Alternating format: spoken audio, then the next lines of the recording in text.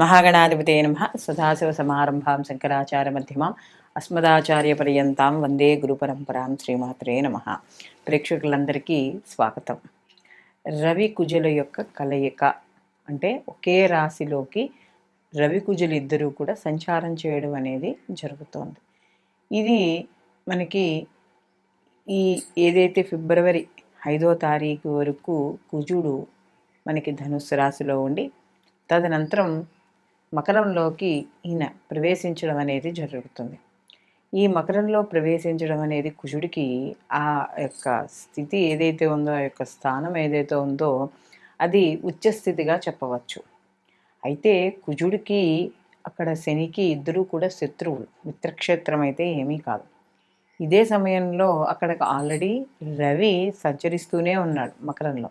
అయితే ఇక్కడ రవి కుజులు ఇద్దరూ కూడా మనకి మకర రాశిలో సంచారం చేయడం అనేది జరుగుతోంది. సహజంగా రవి కుజులిద్దరూ కూడా మిత్రులైన కుజుడికి ఉచ్చక్షేత్రం అయినా కూడా మనకి అక్కడ చూసుకున్నప్పుడు రవి కుజుడి ఇద్దరికి కూడా మనకి ఒకే నక్షత్రంలో ఏమీ ఇద్దరు సంచారం చేయడం అనేది జరగట్లా. విడివిడిగానే ఉన్నారు మనకి, కానీ ఒకే రాశిలో. అంటే వాళ్ళకి ఇప్పుడు కుజుడు వేరే నక్షత్రంలో సంచారం చేస్తుంటే రవి వేరే నక్షత్రంలో సంచారం చేయడం అనేది జరుగుతుంది. కానీ ఇద్దరూ ఒకే నక్షత్రం మీద అయితే సంచారం అనేది జరగట్లేదు, కానీ ఒకే రాశిలో ఉన్నారు, శత్రుక్షేత్రంలో ఉన్నారు. కాబట్టి కాస్త ఫలితాలు ఎలా ఉంటాయనేది తెలుసుకునే ముందర అసలు కారకత్వాలు కానీ చూసుకుంటే రవి ఆత్మకారకుడు, అంటే తండ్రికి సంబంధించిన వాడు. అలాగే రవి గవర్నమెంట్ ఉద్యోగస్తులు, రాజకీయాలు, ఎక్కువగా విల్ పవర్, అంటే ఏదైనా ఒక క్రమబద్ధీకరణ, ఒక పని చేయాలన్నప్పుడు ఒక రకమైన ఏదో రకంగానే ఆ పనిని సమయానికి చేసుకోవడం. అలాగే అహంకారం, మామూలుగా మనం చూసుకున్నప్పుడు కూడా జ్యోతిష శాస్త్రంలో రవిని రాజుగా చెప్పడం అనేది జరుగుతుంది. అలాగే ఇక్కడ కుజుడు కానీ చూసుకున్నప్పుడు సైన్యాధ్యక్షుడు, అంటే రవి ఏదైతే ఆర్డర్ వేస్తాడో దాన్ని కుజుడు ఇంప్లిమెంట్ చేస్తాడు. కాబట్టి సహజంగా ఈ యొక్క కుజుడు సైన్యాధ్యక్షుడు కాబట్టి ఎక్కువగా కోపము, క్రోధము, అలాగే యుద్ధానికి సంసిద్ధమైన వాడిలా ఎప్పుడు ఉండడము, ఇలాంటివన్నీ కూడా కనబడుతూ ఉంటాయి. అలాగే ఈ రెండూ కూడా మనం చూసుకున్నప్పుడు ఈ యొక్క రవి కుజులు ఇద్దరూ కూడా అగ్నితత్వానికి సంబంధించిన వాళ్ళు. అంటే ఇద్దరూ కూడా చాలా వేడిగా, అంటే అగ్నితత్వానికి సంబంధించినప్పుడు ఎలా ఉంటారంటే ఎప్పుడు కూడా ఒక అహంకారం, ఒక దర్పము ఇలా ఉండడం అనేది జరుగుతుంది.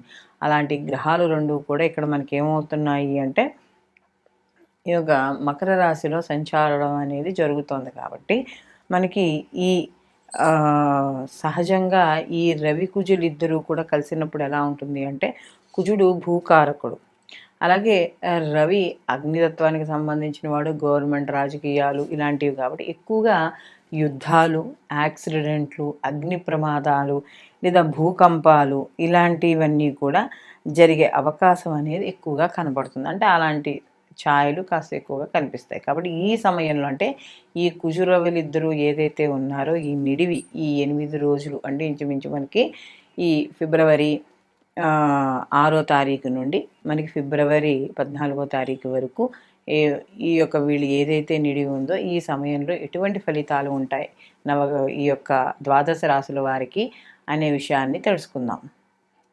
కర్కాటక రాశి వాళ్ళకి చూసుకుంటున్నప్పుడు ఇక్కడ మనకి సప్తమ స్థానంలో ఈ రవి కుజుల యొక్క కలయిక అనేది జరుగుతోంది. ఎప్పుడైతే సప్తమ స్థానంలో రవి కుజుల యొక్క కలయిక అనేది జరుగుతోందో వీళ్ళకి మంచి విషయాలుగా చెప్పుకోవాలనుకుంటే వీళ్ళకి లాభాలు అనేవి వ్యాపారపరంగా అనుకూలంగానే ఉంటుంది, ఇబ్బంది ఏమీ లేదు. ఎందుకంటే కుజుడు ఉచ్చ స్థానంలో ఉన్నాడు కాబట్టి వీళ్ళకి వ్యాపారపరంగా ఏవైతే ఉన్నాయో అలాంటి విషయాల్లో అనుకూలించడం అనేది జరుగుతుంది. అలాగే ముఖ్యంగా భాగస్వామి వ్యాపారం చేసే వాళ్ళకి కూడా అనుకూలంగా ఉండడం అనేది జరుగుతుంది. సమాజపరంగా, అంటే సప్తమ స్థానం అనేటప్పుడు సమాజపరంగా కూడా మనకు కనబడుతోంది కాబట్టి ఇక్కడ కాస్త కీర్తి గౌరవాలు ఇలాంటివి కూడా వీళ్ళకి లభించడం అనేది జరుగుతుంది.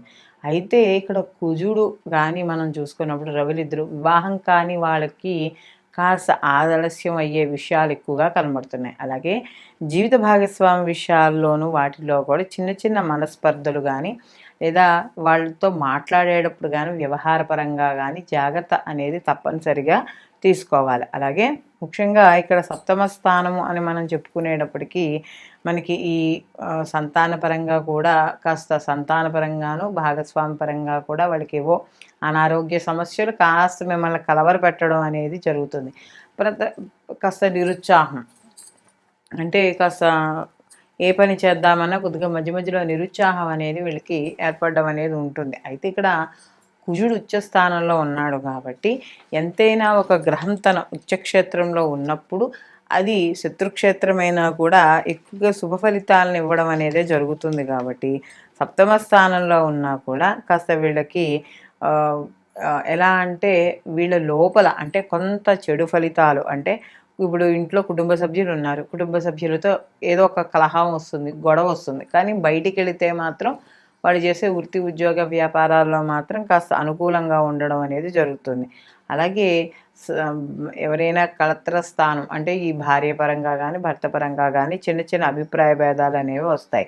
కాబట్టి అలాంటి విషయాల్లో కొద్దిగా జాగ్రత్త అనేది తీసుకోవాలి. మిగిలిన విషయాలు అంటే ఆర్థిక పరంగా చూసుకుంటే మాత్రం ఈ యొక్క కర్కాటక రాశి వాళ్ళకి అనుకూలంగా ఉండడం అనేది జరుగుతోంది. కాబట్టి ఎక్కువగా వ్యాపారపరంగా లాభాలు పొందడం అనేది జరుగుతుంది. కాబట్టి ఉత్సాహపరంగానే ఉండడం అనేది కూడా జరుగుతుంది. అయితే ఇక్కడ ఈ ఏదైతే సప్తమ స్థానంలో ఈ రవి కుజుల యొక్క కలయిక ఉందో అందులో శని యొక్క స్థానంలో జరుగుతోందో శత్రుక్షేత్రంలో అధర్మంగా ఏవైనా చేసే పనులు ఉంటే మాత్రం అవి అసలు కంప్లీట్ అవ్వడం అంటూ ఉండదు.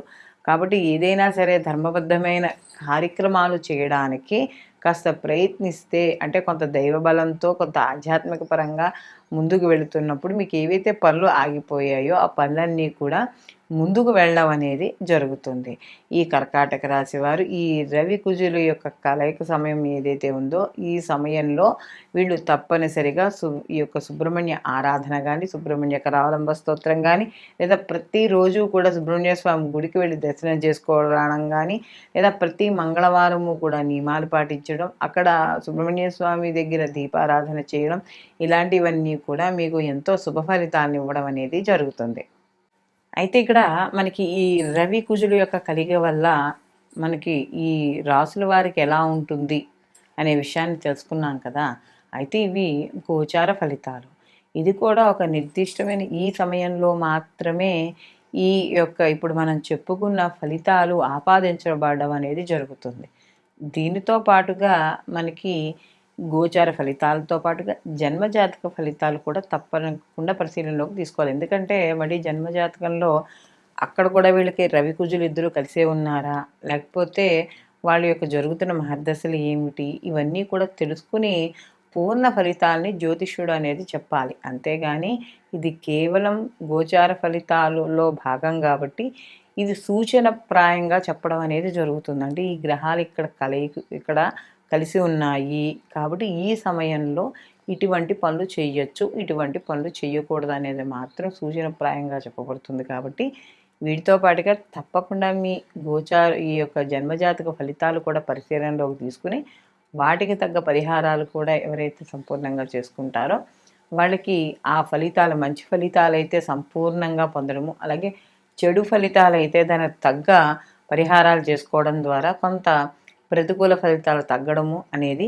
జరుగుతుంది. ఈ రవి కుజుల యొక్క కలయిక కానీ చూసుకున్నప్పుడు మనం మొదట్లోనే చెప్పుకున్నాం, ఈ రవి ఆత్మకారకుడు కుజుడు వచ్చేటప్పటికి మనకి సంజ్ఞాదక్షుడు అని. సహజంగా ఈ సమయంలో జరిగే ప్రకృతి వైపరీత్యాలు కొన్ని జరుగుతూ ఉంటాయి.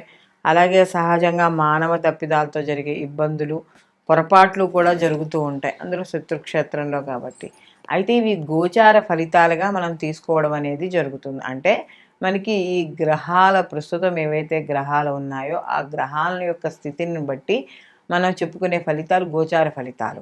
ఇలాంటి గోచార ఫలితాల్లో మనకి మంచి చెడు రెండూ ఉంటాయి. అంటే కొన్ని రాసుల వాళ్ళకి శుభ ఫలితాన్ని, కొన్ని రాసుల వాళ్ళకి ఆ గ్రహాల యొక్క స్థితిని బట్టి అశుభ ఫలితాల్ని ఉండడం అనేది జరుగుతుంది. అయితే ఇక్కడ మనకి ఈ గోచార ఫలితాలతో పాటుగా జన్మ జాతక ఫలితాలు కూడా తప్పకుండా పరిశీలనలోకి తీసుకోవాలి అని చెప్పడం అనేది జరుగుతుంది. ఎందుకంటే మనకి ఈ గోచార ఫలితాలు కేవలం మనకి ఏదైనా కొంతవరకు సూచన ఇవ్వడం అనేది జరుగుతుంది. అంటే ఈ సమయంలో ఈ పని చెయ్యి, ఈ సమయంలో ఈ పని చెయ్యొద్దు, దీనివల్ల నష్టం జరుగుతుంది, దీనివల్ల లాభం జరుగుతుంది అని గోచార ఫలితాలు కానీ జన్మజాతక ఫలితాలు కానీ చెప్పేది ఒకటే.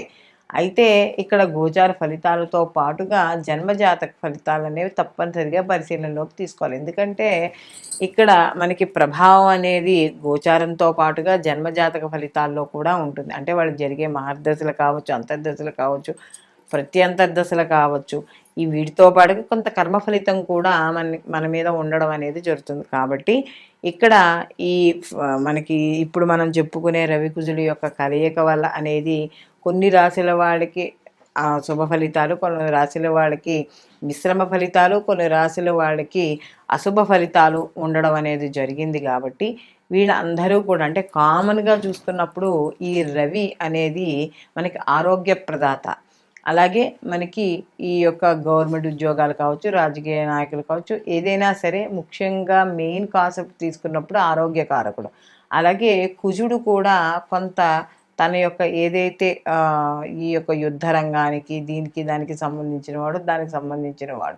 కాబట్టి ఇలాంటి గ్రహాలు, ఈ రెండు గ్రహాల యొక్క కలయిక వల్ల కూడా కొంత చిన్న చిన్న ఇబ్బందులు అనేవి ఏర్పడతాయి. అంటే ఈ ఏదైతే కుజుడికి సంబంధించిన భూముల్లో వ్యాపారాలు కానీ ఇలాంటివి చేసే వాళ్ళందరికీ కూడా కొంత కలిసి రావడం, అంటే ఉచ్చస్థితే కదా, కొద్దిగా కలిసి రావడం అనేది జరుగుతుంది. కాబట్టి మనము ఈ గోచార ఫలితాలతో పాటు జన్మజాతక ఫలితాలు కూడా అందుకనే పూర్తిగా ఎప్పుడైతే తెలుస్తాయో దాన్ని బట్టి మనకి శుభ ఫలితాలు, అంటే ఆ వ్యక్తి జాతకస్తుడు ఎవరైతే ఉన్నాడో ఆ జాతకస్తుడు ఆ సంపూర్ణ ఫలితాన్ని పొందడం.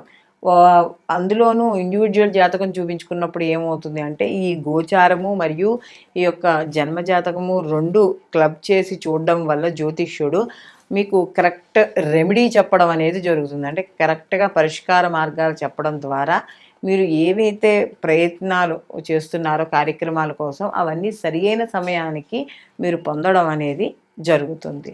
సర్వేజన సుఖినో భవంతు, లోకా సంస్థ సుఖినో భవంతు.